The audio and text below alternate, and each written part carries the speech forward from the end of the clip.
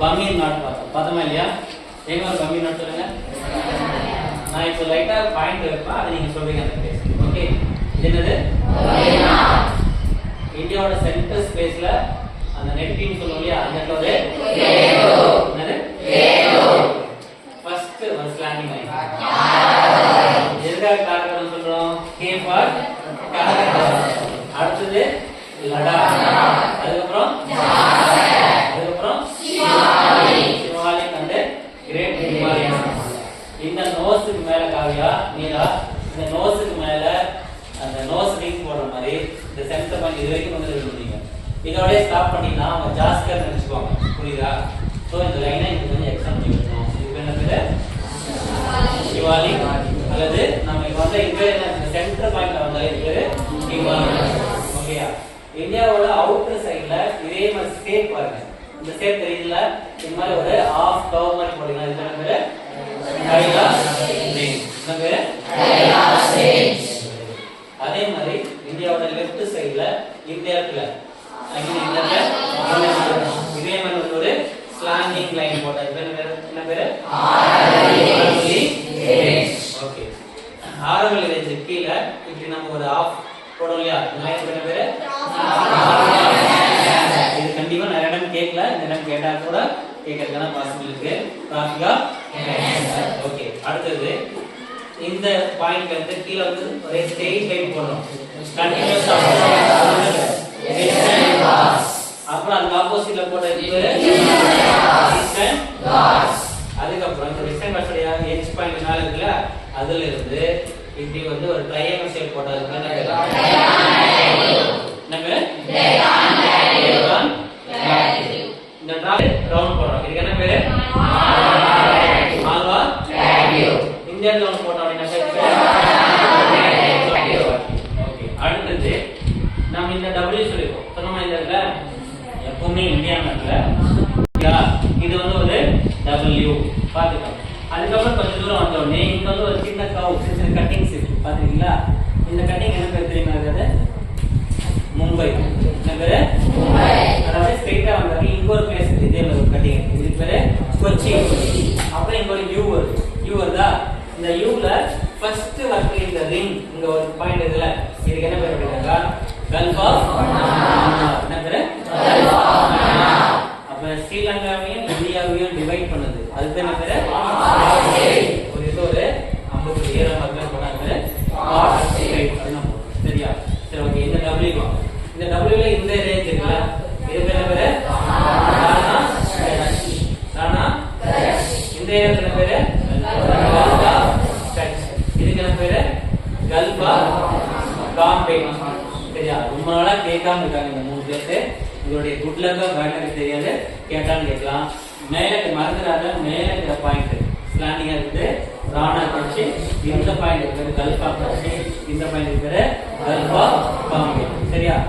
இந்த லைன் இந்த left side இருக்கக்கூடிய பார்டர் லைன் இருக்குல்ல, இந்தியாவோட பார்டர் லைன் ரொம்ப ரொம்ப முக்கியம். சரியா? இந்த 3 பிளேஸ் மார்க் பண்ணிட்டோமா? அதுக்கப்புறம் இங்க வந்த உடனே ஒரு சின்ன கர்வ் மாதிரி இருக்குல்ல, இது பேரு மும்பை. சரியா?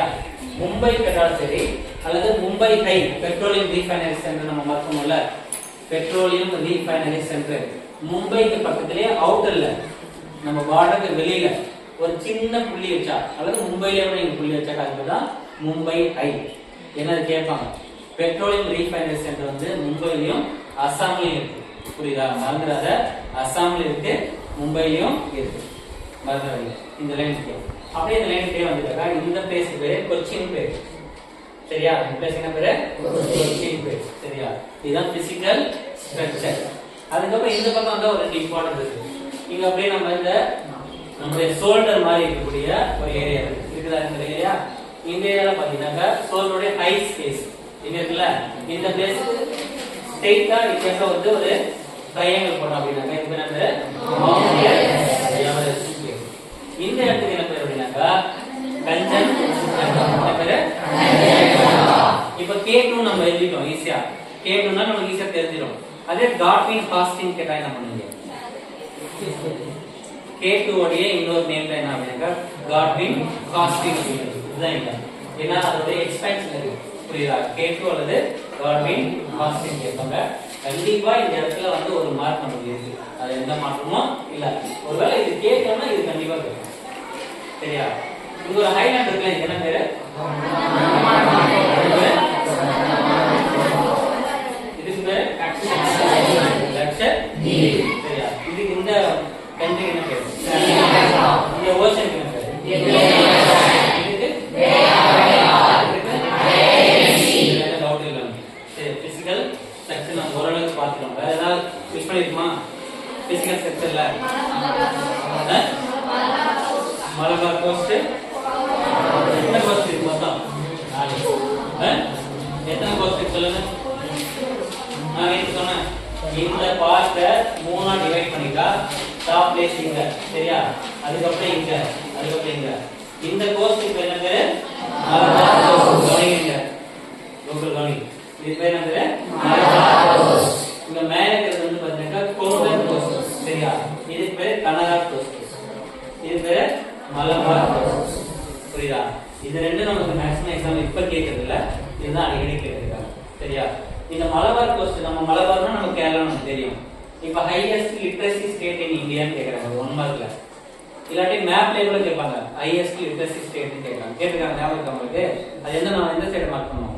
கேரளா தான் வந்து highest literacy state in India. அது எது அப்படின்னாக்கா கேரளா. சரியா? இந்த கேரளாவுடைய பார்டர் தான் வந்து மலபார் கோஸ்ட்.